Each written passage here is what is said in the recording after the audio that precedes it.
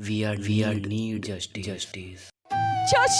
चश्मे को कूटा गया, जिसकी वजह से आंखों से खून निकल गया। मैं प्रधानमंत्री से हाथ जोड़ के रिक्वेस्ट करूंगी कि ये घटना जो एक 31 ईयर ओल्ड एक meritorious student who has cracked a medical. India के कोलकाता शहर में 9 अगस्त 2024 को एक ऐसी खबर सामने आती है जो पूरे देश को हिलाकर रख देती है। ये खबर थी एक 31 साल के डॉक्टर महिला की, जो कोलकाता के RG Kar medical college and hospital में अपनी ट्रेनिंग कर रही थी। हॉस्पिटल जैसे सुरक्षित जगह कहे जाने वाले स्थान पर इस महिला का मर्डर और रेप हुआ। इस घटना का खुलासा तब हुआ जब डॉक्टर के डेथ बॉडी का पोस्टमार्टम करा गया। इस रिपोर्ट ने लोगों की रूह तक को हिला दिया, क्योंकि ये मामला सिर्फ एक मर्डर का नहीं था, बल्कि इससे कई ज्यादा खौफनाक केस था। पोस्टमार्टम रेप में इसका खुलासा हुआ कि उस डॉक्टर की हत्या गला घोट कर करी गई थी, और वो भी इतनी ताकत से कि उनका थायराइड कार्टिलेज भी टूट गया था। इस हत्या के पहले डॉक्टर ने अपनी जान बचाने की कोशिश करा था। इसका सबूत उनके शरीर से मिले कई निशानों से हुआ, और सबसे डरावना सच तब सामने आया जब डॉक्टर के प्राइवेट पार्ट पर घाव के निशान देखे गए। इससे ये साफ हुआ कि ये सिर्फ मर्डर का मामला नहीं था, बल्कि ये रेप के बाद करा गया एक खौफनाक हत्याकांड था। हॉस्पिटल के परिसर में इतनी भयानक घटना हो जाती है और किसी को कानो कान तक खबर नहीं हुआ। उस रात कुछ ऐसा हुआ था जिसे जानकर आप गुस्से से बौखला जाओगे। क्या वहाँ कोई और था जिसने इस क्रूर घटना को अंजाम दिया, और अगर था तो कौन था? इन्हीं सवालों का जवाब खोजते हुए हम आज की इस वीडियो में आपको बताएंगे कि आखिर क्या हुआ था उस रात मेडिकल कॉलेज के शान माने जाने वाले परिसर में। आपको सच का सामना होगा तो यकीन मानिए आपके भी रोंगटे खड़े हो जाएंगे। Guys, before starting the video let me tell you, मैं यहाँ पर उन फीमेल डॉक्टर को श्रुति नाम से रेफर करने वाला हूँ, एंड ये उनका रियल नेम नहीं है। कंफ्यूज मत होना कि श्रुति एक जूनियर डॉक्टर है जो कोलकाता के RG Kar medical college and hospital से अपनी ट्रेनिंग कंप्लीट कर रही थी 8 अगस्त 2024 को। और दिन की तरह श्रुति अपने नाइट शिफ्ट पर होती है और वह अपनी जॉब कर रही होती है। तभी रात के 11 बजे उन्हें अपनी मदर का फोन आता है, जैसे कि हर दिन आता था, क्योंकि पेरेंट्स को अपने बच्चों की चिंता हमेशा होती है। श्रुति की मदर उनसे पूछती हैं, क्या तुमने खाना खा लिया और तबीयत तुम्हारी ठीक है या फिर नहीं? जिसके रिप्लाई में श्रुति कहती है कि मेरी तबीयत बिल्कुल ठीक है और वो अभी कुछ पेशेंट को देखने जा रही है, जिसके बाद वो अपने कलीग्स के साथ बैठकर खाना खाएंगे। अपनी मदर से बात करने के बाद श्रुति पेशेंट को देखने राउंड पर निकल जाती है। सारे पेशेंट को देखने में और अपना काम खत्म करने में श्रुति को रात के 2 बज जाते हैं, जिसके बाद वो अपने कलीग्स के साथ जाकर हॉस्पिटल की कैंटीन में बैठ जाती है, जहाँ मिलकर ये लोग खाना भी खाते हैं और साथ साथ थोड़ी बातें भी करते हैं। खाना खाते खाते और बात करते हुए रात के 3 बज जाते हैं, और इस वक्त श्रुति थोड़ी थकान सी फील कर रही होती है, तो वो अपनी थकान दूर करने के लिए हॉस्पिटल पर बने 4th फ्लोर पर बने हॉल में रेस्ट करने लगती है। श्रुति के रेस्ट करते करते सुबह के 7:30 बज जाते हैं, पर वो तब भी उस सेमिनार हॉल से बाहर नहीं आती, जो काफी ज्यादा अनयूजुअल था, जो कि श्रुति कभी भी आधे घंटे से ज्यादा का ब्रेक नहीं लेती थी। हॉस्पिटल का एक वर्कर जो कि सुबह की शिफ्ट स्टार्ट होने से पहले हॉस्पिटल के सारे रूम को चेक कर रहा होता है, और वो ऐसे ही सारे रूम को चेक करते हुए सेमिनार हॉल के पास आता है। जैसे वो सेमिनार हॉल के बाहर आकर उसका गेट खोलता है, उसके आंखों के सामने होता है एक भयानक नज़ारा, जिसे देखकर वो बहुत जोर से चीख पड़ता है। इस वर्कर की चीख सुनकर आसपास के लोग वहां इकट्ठा होने लगते हैं और देखते हैं कि सेमिनार हॉल के अंदर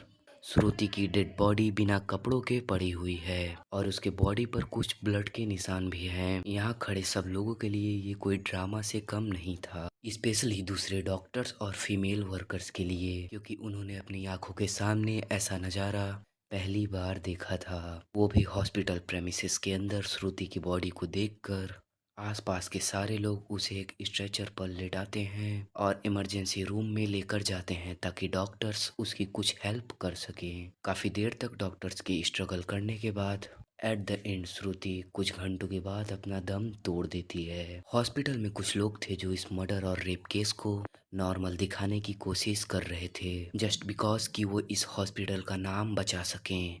बट जब पोस्टमार्टम रिपोर्ट्स आती हैं तब सब दूध का दूध और पानी का पानी हो जाता है। इन रिपोर्ट से साफ साफ पता चल जाता है कि श्रुति के साथ किसी ने जबरदस्ती करी, और जब वो उस इंसान से अपने आप को बचाने लगी उसने उसका गला घोट दिया, इवन उसे बहुत बुरी तरीके से मारा भी, और फिर उसका रेप भी कर दिया। ये सारे प्रूफ मिलने के बाद ये केस पुलिस को हैंड ओवर कर दिया जाता है। फिर पुलिस वाले इस क्रिमिनल को पकड़ने के लिए लग जाते हैं। सबसे पहले पुलिस उस क्राइम सीन पर छानबीन करती है जहाँ पर ये सब हुआ था। किस्मत से पुलिस वालों को वहाँ पर श्रुति के कुछ नेल्स और ब्लड के सैंपल्स मिले थे, और साथ ही एक ब्लूटूथ और नेक बैंड, और शायद ये केस और भी जल्दी सॉल्व हो जाता अगर उस फ्लोर पर सीसीटीवी कैमरास होते।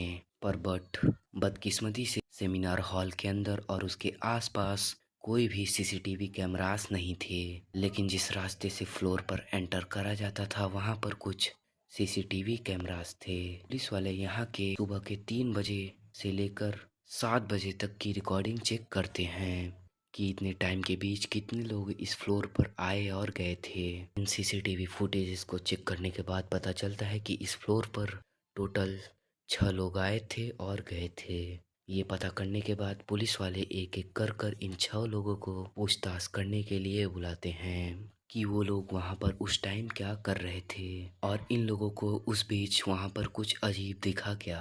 पुलिस ने इन लोगों से पूछताछ के दौरान पुलिस वाले उनके फ़ोन का ब्लूटूथ भी ऑन करके चेक करते हैं कि वो ब्लूटूथ हेडसेट जो मिला था इनमें से वो किसका था। जो कि आपको पता होगा कि अगर आप एक बार किसी ब्लूटूथ डिवाइस से अपना फ़ोन पेयर करते हो तो अगली बार वो उससे ईजिली कनेक्ट हो जाता है। फाइनली पुलिस वालों की ये ट्रिक भी काम आती है, क्योंकि ये ब्लूटूथ और नेक बैंड उन 6 लोगों के फ़ोन में से एक फ़ोन में कनेक्ट हो जाता है जिसका नाम था संजय रॉय, जो कि एक सिविल वॉलंटियर था। सिविल वॉलंटियर वो लोग होते हैं जो पुलिस के अंडर काम करते हैं और उनकी हेल्प करते हैं छोटे मोटे कामों को मैनेज करने में। लाइक आपने बहुत सारे फेस्टिवल्स, पार्किंग और भीड़ भाड़ वाले एरिया में देखा होगा कि कुछ ब्लू कलर की यूनिफॉर्म पहनकर ऑफिसर्स खड़े होते हैं जिनका काम था कि विदाउट एनी रीज़न कहीं पर भी ज़्यादा क्राउड इकट्ठा ना हो। और हाँ, वीडियो में ट्विस्ट अब आया, एक छोटा सा ब्लूटूथ जिसकी मदद से पुलिस वालों को अपना पहला कातिल मिल चुका था, जिसके बाद वो संजय रॉय से और गुस्से से पेश आने लगते हैं। बट संजय पुलिस वालों के किसी बात का जवाब नहीं दे रहा होता क्योंकि वो काफ़ी ज़्यादा नशे की हालत में था। इस बीच पुलिस वाले संजय का फ़ोन भी चेक करते हैं जिसमें उन्हें भर भर के एडल्ट कंटेंट मिलता है, जिससे उनका शक यकीन में बदल चुका था। संजय ही श्रुति के मर्डर का मेन कंक्रीट है। जिसके बाद पुलिस वाले संजय रॉय को और ज़्यादा डराने लगते हैं। एंड में फाइनली वो डर कर अपना गुनाह कबूल भी कर लेता है कि उसने ही श्रुति को मारा है और उसका रेप भी किया है। ये पता होते ही पुलिस वाले और उनके ग्रुप संजय के घर कुछ प्रूफ्स इकट्ठा करने जाते हैं, जहाँ पर उन्हें एक शू मिलता है जिसके ऊपर कुछ खून जैसे ही धब्बे थे। फिर पुलिस वाले उसका सैंपल कलेक्ट कर लेते हैं। थोड़ी और तलाशी लेने के बाद पुलिस वालों को संजय के घर के बाहर कुछ कपड़े सूखते हुए मिलते हैं, और ये वही कपड़े थे जो कि उस दिन संजय ने पहना था, जो कि ये सब सीसीटीवी कैमरा में कैप्चर हो गया था, जिससे जाहिर था कि संजय ये प्रूफ मिटाने की भी कोशिश कर रहा था। बट जब संजय को पूछताछ के लिए पुलिस स्टेशन में लाया गया था उस वक्त वो काफ़ी ज़्यादा नशे की हालत में था। तो क्या ये सब बस वो इसलिए कर रहा था ताकि उसे कम सज़ा मिले, जस्ट बिकॉज वो उस समय नशे में था।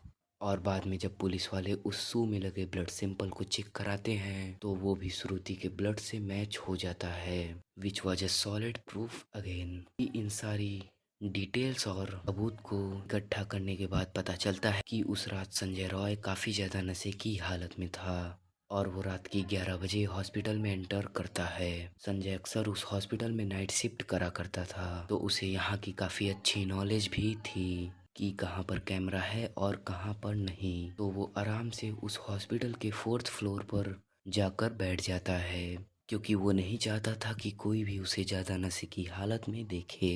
वरना वो अपनी जॉब से हाथ धो सकता था। फोर्थ फ्लोर पर आते ही वो अपना आराम से सो जाता है। जब उसकी आँख खुलती है तब तक सुबह के 3 बज चुके थे। तब संजय की नज़र श्रुति पर पड़ती है, जो कि रेस्ट करने सेमिनार हॉल में जा रही होती है। श्रुति को अकेला देखकर संजय के इरादे बिगड़ने लगते हैं।